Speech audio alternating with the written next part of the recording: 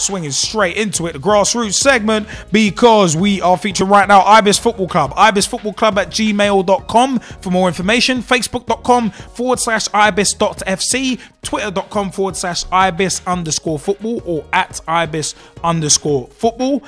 For more information, and ibisfc.co.uk is the official website. Training is every Wednesday from 7:30 p.m. until 9 p.m. and our matches are Saturdays. We've got 4 teams in the Southern Amateur League and we play anywhere inside the M25. But you know what, yeah, Saturday's match that we're going to focus on, that I've done a bit of a match report on, Merton FC versus Ibis FC Fours. A match that was actually called off at one, that was on at one point, called off at one point, and then back on again in a different venue. But I'll get into that in a second. Because our squad was Maxim Baranov, myself, Liam Angel, aka Straight Shootin LJA, Carl Bolton. We also had Will Hainsworth in the lineup as well. We had Andy Hicks. We had Boydie, aka Nick Boyd. We had Barry, aka Baz Clark, Ben Newman, Josh Campbell, Kendall Campbell, who we were welcoming back after his few weeks in Cambridge, focusing on his studies. So it's good to see. Good to see. He's got his priorities straight. That's all good. Put the education first before football. That's all good. Education before recreation. Always good. But yeah, we had Callum Mayfield returning after a few weeks. Matt Norton as well. Namo was supposed to be playing for us, but he was ruled out because he pulled a hamstring in one of his other games, because he actually plays quite regularly during the week. Mantas Zavekas actually didn't show. So I think it was one of them ones where he didn't get the message about kind of changing venues and all that. But first and foremost, Happy New Year and happy 100th birthday to Ibis FC. Yeah, 100 this year from 1913, man. But yeah, club's 100 this year because it's a centenary year. That's why Pitch Talk are doing the documentary following the Fours. But our first game in 2013, it was our first game in 2013, but it didn't exactly go to plan, but we'll get onto that. The Friday before the game was actually a bit mental due to the fact that about 11 a.m. on Friday, the game was called off due to a waterlogged pitch. But by 5 p.m. Friday, we were back on again. My teammate Carl Bolton was saying on the emails how deflating / depressing it was to have the game cancelled, but how uplifting it was when it was on again, which I think was kind of the general feeling of us, because we just wanted to get out and play, to be perfectly frank. But I do digress. We ended up playing on a pitch at the back of a goal centre in Tolworth, which actually wasn't the best surface, wasn't the best pitch, but at least it was something.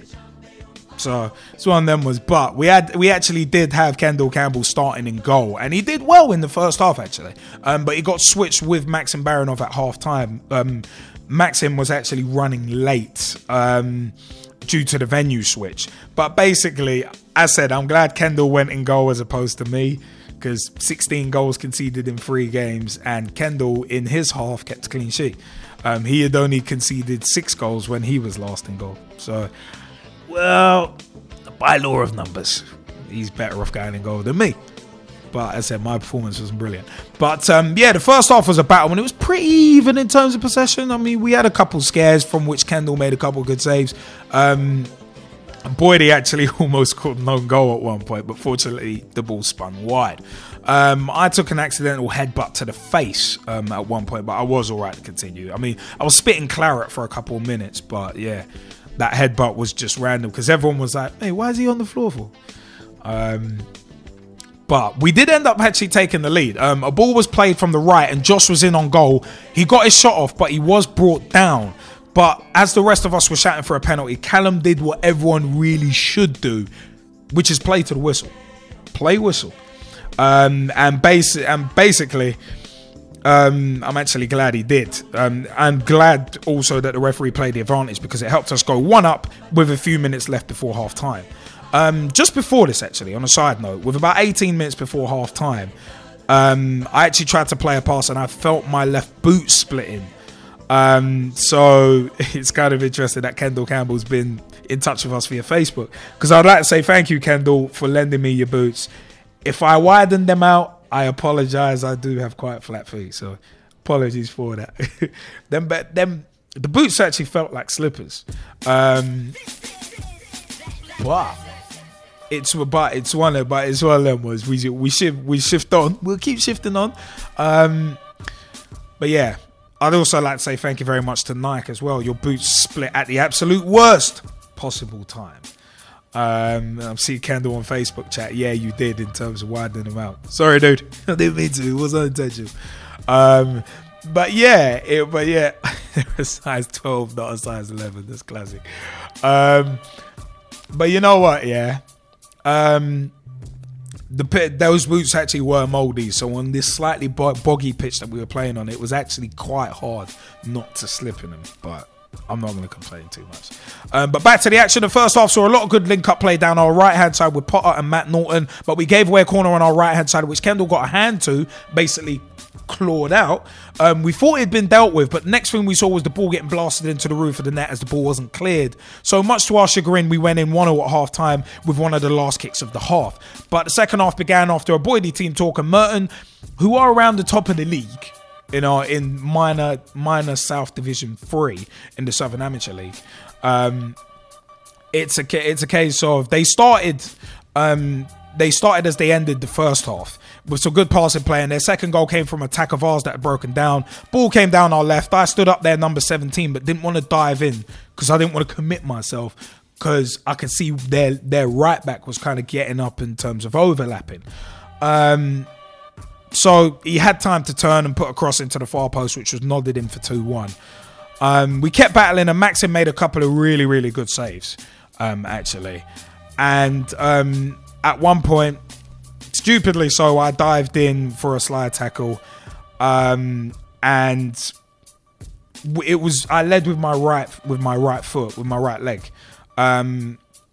And basically I took their player down, but I landed on my left, but their player landed on my left foot. So my left foot was like that, and he landed on my foot and basically bent my foot back, which I've actually still got a very, very badly bruised foot at the moment, which makes cycling a lot more difficult.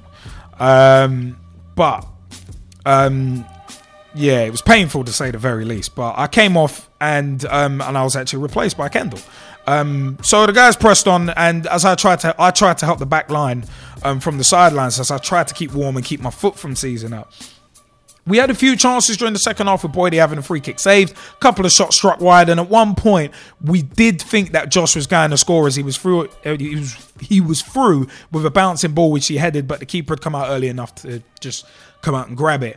But we conceded an unlucky third goal when a ball was played through the middle, and we all thought Maxim had it, but he dropped it. Their striker pounced, and that proved to be the final nail in the coffin, and 3-1 was actually the final score, and we were left to recover and reflect on what might have been. Individually, personally, I had a poor performance, and it wasn't my day, to be perfectly frank. I mean, the split boot and picking up an injury, but the rest of the guys did put in a great effort, and we did need to keep the ball better and get more support to Josh up top. But hey, we move and groove on to the next game, man. That's all we got to do, man. We're about halfway through the season now anyway, so it's one of them ones, man. But I said, ibisfc.co.uk is the official website. ibisfootballclub@gmail.com for more information. Facebook.com/ibis.fc. Twitter.com/ibis_football or @ibis_football. Remember, training every Wednesday, 7:30 p.m. until 9 p.m. and matches are on Saturdays.